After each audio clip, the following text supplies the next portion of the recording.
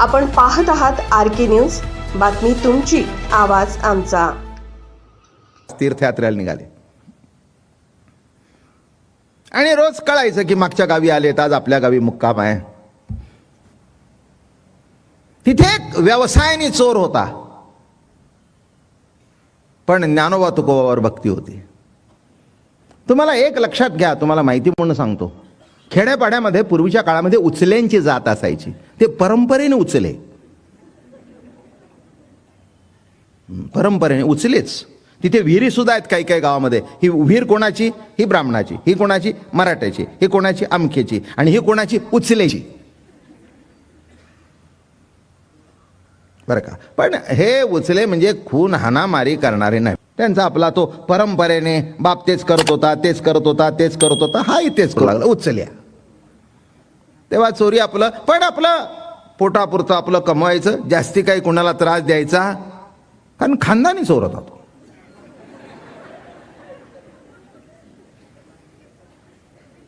बरं का. चोर कसा होता? खानदानी चोर होता. त्याच्यावर अभंग सुद्धा आहे. त्या चोराचं नाव होतं हरिपाळ.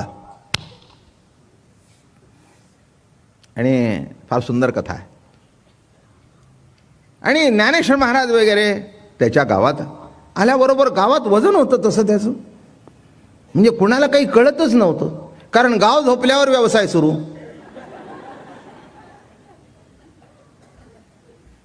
त्यामुळे कोणाला काही कळायचं काही पत्ता नाही.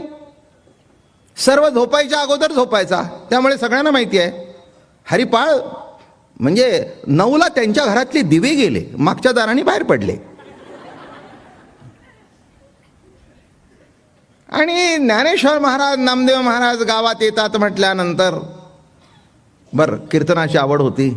काही वेळेला असंच चोरीला जाताना कीर्तन तिथंच बसावं, जाऊ द्या आता काय असेल ते असेल, आपलं पोटापुरतं करत होतं. झालं बाबा. ज्ञानेश्वर महाराज नामदेव महाराजांना सांगितलं, उद्याची व्यवस्था आमच्या घरी. एवढे मोठे संत आपल्या गावात, गावातल्या लोकांना बोलवलं, तुम्ही काळजी करू नका, गाव जेवण आपलं. जाऊ द्या, आता जास्ती बोलत नाही, उलट सुलट काही सांगत नाही, सरळच सांगतो. नाही तर उलटी बाजू सांगायची म्हटल्यावर पुष्कळ सांगेन, पण सरळ सांगतो एकदम. तेव्हा अरे माऊली आपल्या गावी येणार आहेत, नामदेव महाराज येणार आहेत, त्यांचं कीर्तन आहे, गाव जेवण. हा, मग पलीकडच्या गावी होते तर ते येणार आहेत.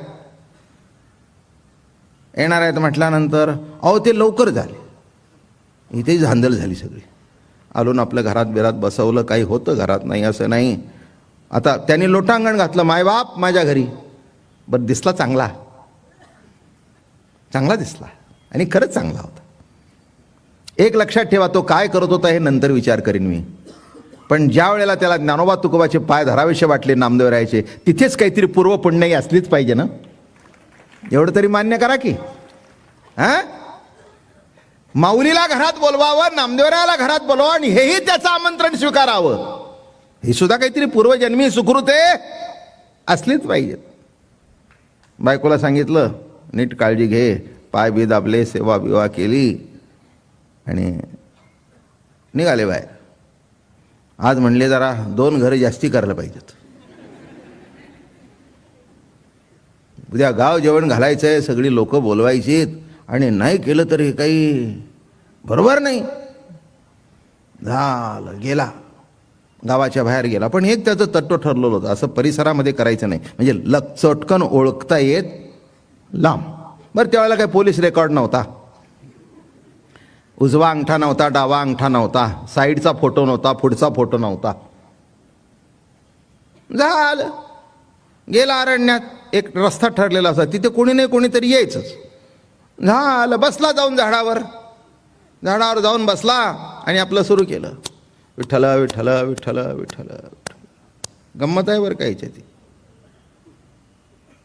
देवा, पांडुरंगा, माऊली, नामदेव राया घरी येऊन राहिलाय आमच्या. अहो, पिठलं भाकरी खाऊन कोणी कसं जमेल, उद्या पुरणपोळी करायची आहे तुम्हाला.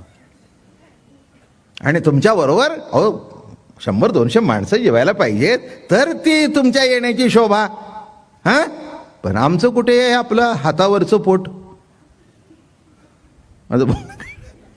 हां, हातचलाकी केली की झालं काम. हातावरचं पोट आमचं झालं बाबा.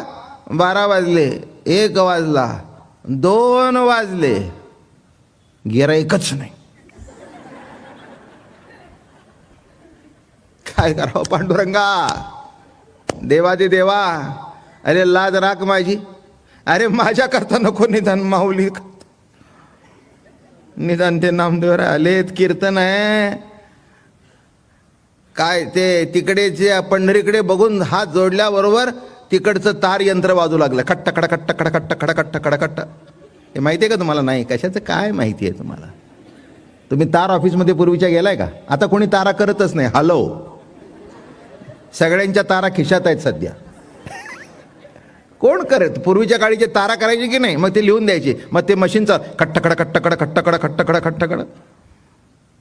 इथून तार गेल्यावर पंढरपूरला वाजली. वाजल्याबरोबर देव एकदम सावध झाले. शेज घरामध्ये होते. पांडुरंगाने रुक्मिणीला हात लावला. अगं म्हणले रुक्मिणी, रात्रीची अर्जंट तार आहे, अर्जंट आहे म्हणे सगळे. वाचून बघितली. हां, आम्ही इथे अरण्यात बसलोय, ज्ञानोबा आहे, माऊली आपला नामदेव आहे घरी आलेत, उद्या जेवण आहे. देवा कसं काय जेवण घालावं? खाली सई होती हरिपाळ.